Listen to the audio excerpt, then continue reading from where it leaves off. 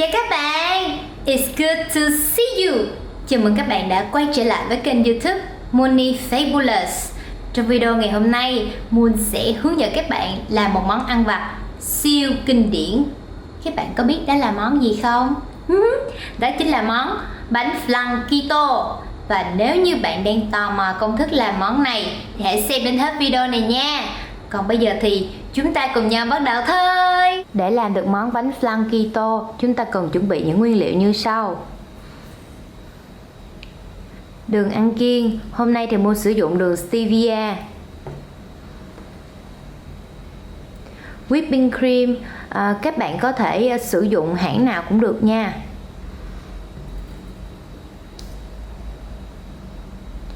Bốn quả trứng gà,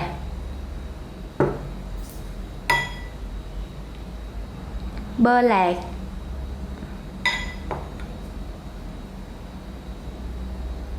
vanilla essence. Đầu tiên Moon sẽ cho trứng vào tô. Moon sẽ cho theo tỷ lệ 2 quả trứng gà nguyên và 2 lòng đỏ trứng gà.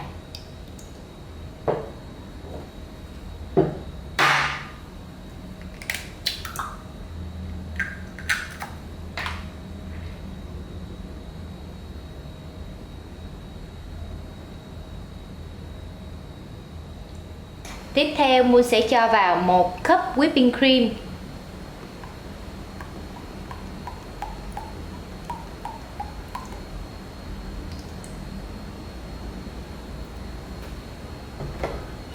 Một phần tư cup đường ăn kiêng.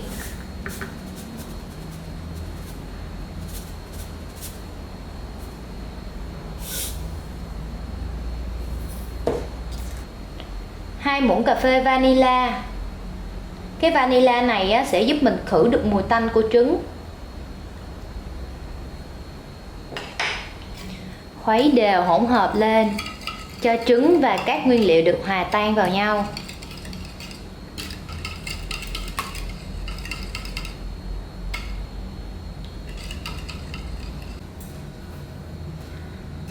Bây giờ Moon sẽ lọc hỗn hợp này lại một lần.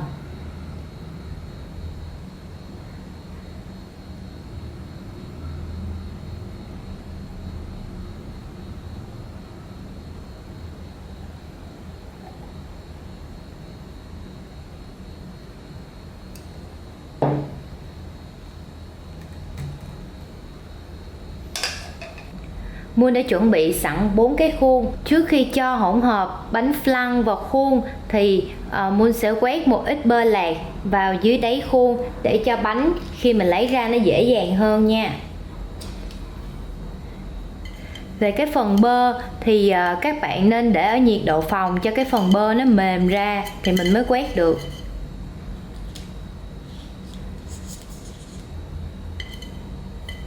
Quét dưới phần đáy và quét xung quanh phần đáy một ít.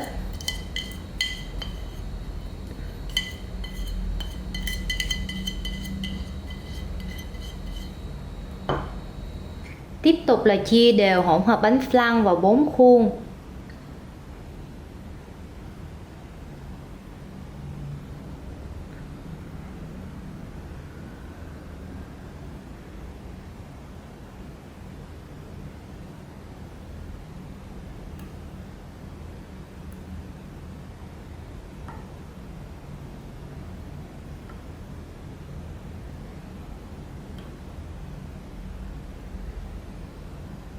Để hấp bánh flan thì hôm nay Moon sử dụng nồi hấp 2 tầng.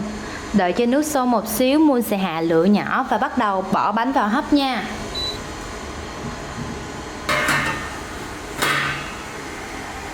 Hồi nãy cái phần bánh flan Moon quên dặn mọi người là nhớ đậy nắp bánh flan lại, hoặc là mọi người sẽ dùng cái màng bọc thực phẩm để bọc nó lại nha.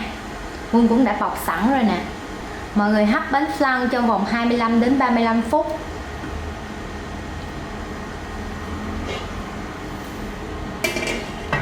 Đây là 4 khuôn bánh flan mà Moon đã lấy ra từ nồi hấp sau 30 phút. Thì Moon cho mọi người xem cái bề mặt của nó nha. Ây da, nóng quá. Nè, nó hơi bị lỗ lỗ một xíu. Nhưng mà cái này là do mình dùng bơ khi mà đun nóng lên thì bơ nó chảy ra và nó hòa chung với cái phần bánh lăng luôn, cho nên là mình phải chịu như vậy thôi. Nhưng các bạn yên tâm, nó không làm ảnh hưởng tới chất lượng của bánh đâu nha. Bây giờ Moon sẽ đem cất bánh vào tủ lạnh khoảng 1 tiếng và sau đó sẽ lấy ra dùng. Bây giờ Moon sẽ pha cà phê để dùng kèm với món bánh flan. Moon sẽ cho vào 3 muỗng cà phê bột.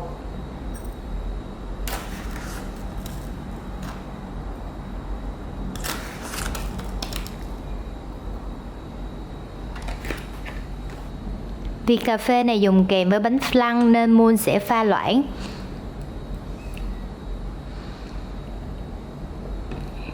Phần cà phê này Moon sẽ pha thêm với 4 muỗng cà phê sữa hạnh nhân không đường.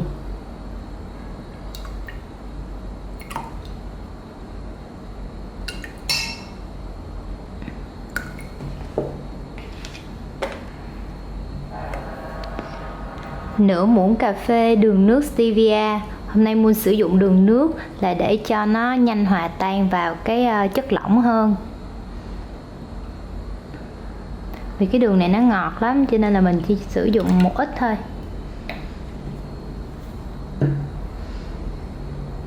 Để ta khuấy đều lên. Xong. Bây giờ Moon sẽ bỏ bánh ra dĩa nha.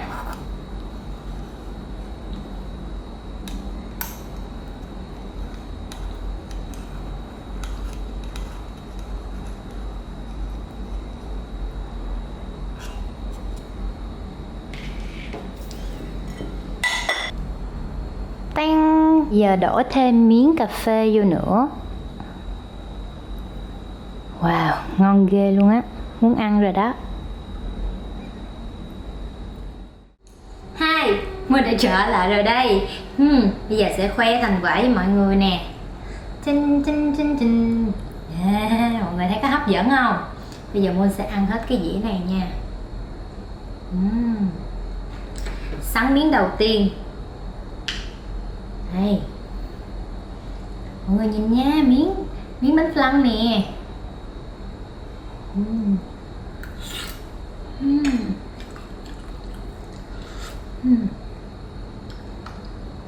Bánh flan mà dùng kèm với cà phê kiểu này thì chỉ có ngon thôi. Về cái công thức mà Moon chia sẻ thì đó là cái cách làm cho bánh flan nó được đặc. Còn khi mà các bạn muốn ăn lỏng thì các bạn có thể điều chỉnh công thức. Thay vì như Moon nói ở trong video là mình sẽ đánh 2 quả trứng full và 2 cái lòng đỏ thì nó sẽ ra được đặc như thế này. Còn bây giờ thì các bạn sẽ điều chỉnh là 3 quả trứng full và 1 cái lòng đỏ thì cái bánh nó sẽ lỏng hơn. Nói chung á là cũng tùy khẩu vị của mỗi người thôi. Tại Moon ăn ở nhà từ nhỏ mẹ làm á là làm cái bánh đặc như thế này rồi, cho nên là mỗi lần ra đường á Moon ăn mấy cái bánh lỏng á Moon ăn thấy không ngon. Chắc là do thói quen từ nhỏ. Còn nếu như bạn nào muốn lỏng á thì cứ điều chỉnh công thức thoải mái nha.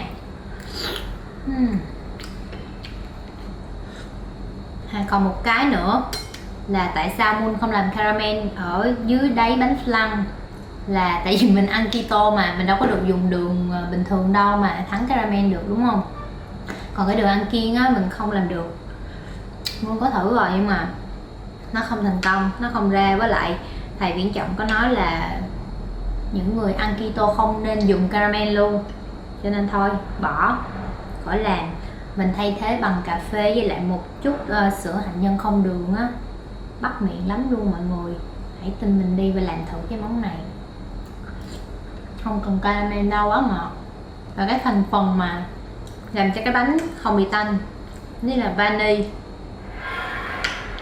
Mọi người phải bỏ vani nha, nếu mà không bỏ vani là cái bánh sẽ tanh lắm. Tại vì ở trong đó có lòng trắng trứng á, lòng trắng trứng này bị tanh nữa. Nhưng mà có vani vô ăn cái bánh rất là thơm. Phải có vani mọi người mới làm nha, không thôi là hư bánh ổn lắm. Với lại cái bánh flan này á, một tuần mọi người chỉ nên ăn một lần thôi. Ăn nhiều không tốt, giống như là khi mà thèm bất đắc dĩ quá thì mới ăn. Giống như hôm nay nè, tự nhiên lên Facebook á, ở trong cái phần ngày này năm xưa nó báo kỷ niệm khoảng 6-7 năm trước gì á, lúc đó là đang còn đi học cấp 3 và đang ăn bánh flan với các bạn luôn. Xong cái Moon nhìn Moon thèm, tại lâu rồi đâu có ăn bánh flan đâu, mà hồi nhỏ hay cái kiểu mà đi học xong á là rủ tụ tập nguyên một đám bạn đi ăn vặt, ăn bánh flan, xong rồi ăn cái gì bánh giò rồi bột chiên rồi nuôi sò bò tùm lum tùm la hết. Trời ơi, nhưng mà thèm, mình nhớ dễ sợ luôn, ngon ghê luôn á, nó vừa miệng và không quá ngọt. Nhưng mà nếu mọi người không ngại thì mọi người thử làm cái công thức y chang luôn đi, ăn thử cái bánh đặc coi nó như thế nào nha, biết đâu thay đổi khẩu vị luôn thì sao. Ăn hết cái bánh này luôn, rồi dứt miếng cuối cùng, dứt hết phần cà phê luôn.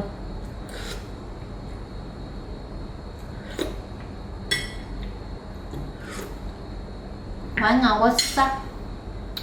Món này mà ai đang thèm ăn vặt á, ăn rất là ok, dễ luôn rồi. Thì cũng là lúc Moon xin phép dừng video tại đây nha. Nếu như các bạn muốn Moon làm công thức món ăn gì thì hãy comment ở phía dưới, Moon sẽ nghiên cứu và làm để hướng dẫn cho các bạn nha. Và chào tạm biệt các bạn, hẹn gặp lại các bạn trong những video tiếp theo nha. Bye bye.